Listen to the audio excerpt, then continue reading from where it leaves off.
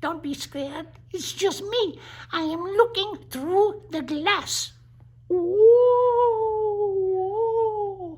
I am looking through the glass differently, and I see things differently, and so do you. And that is what the story is about today. Oh, we are getting to read this story. I am so excited, and Mr. Narwhal is excited, and so let us begin. Today we are reading Eggbert, the Slightly Cracked Egg, written by Tom Ross and illustrated by Rex Barron. But before we read, I must first do two things. I must take off my hat, and then I must take off my nose,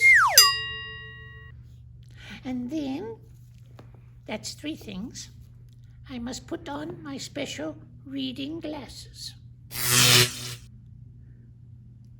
4 things, I put back on my hat. 5 things, I change into my nice reading voice.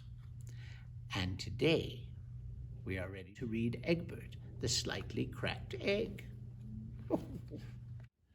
There was once an egg named Eggbert. He loved to paint pictures, beautiful pictures. Egbert's paintings always cheered up all the other eggs in the refrigerator.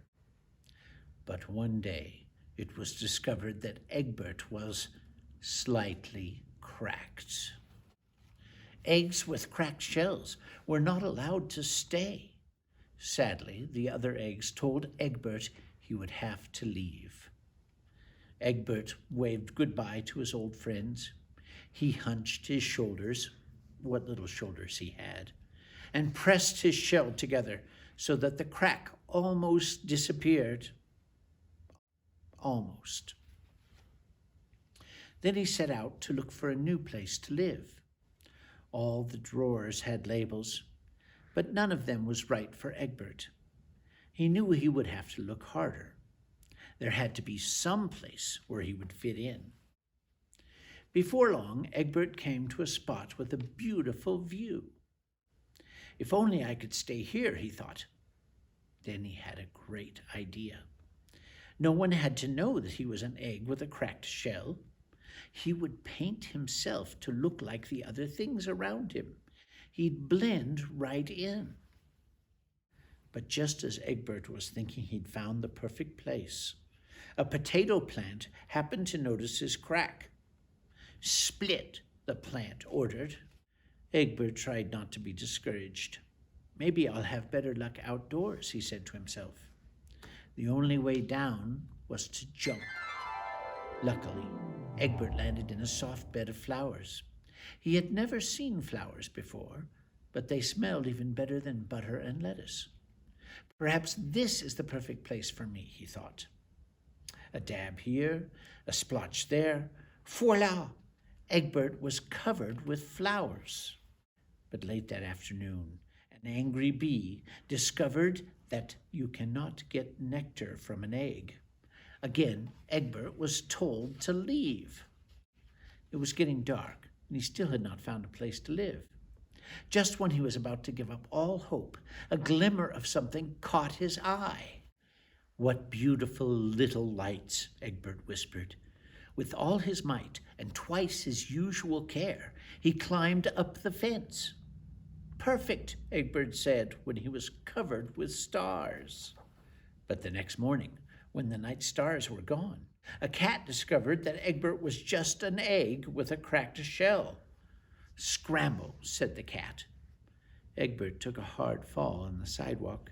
Now he was more cracked than ever. As it started to rain, he began to sob. He realized that no matter how he painted himself, he could not hide who he was. Finally, the rain stopped, and the sun broke through a crack in the clouds. Eggbert began to notice something he had never noticed in his whole life. The world was full of cracks, all sorts of wonderful cracks. Maybe it's not such a bad thing to be slightly cracked, he thought. From then on, Eggbert traveled around the world, making new friends and seeing famous cracked sights. But he never forgot his friends back home in the fridge, and he painted them beautiful postcards of his travels. They were well and truly amazed, and they missed him, if the truth be told. To this day, Eggbert does not regret being cracked. In fact, he's even a little proud of it. This has been Eggbert, the Slightly Cracked Egg, by Tom Ross, illustrated by Rex Barron. And just as we were looking through the glass earlier, we saw things differently.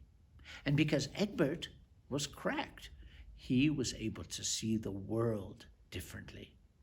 And that made him a very happy cracked egg.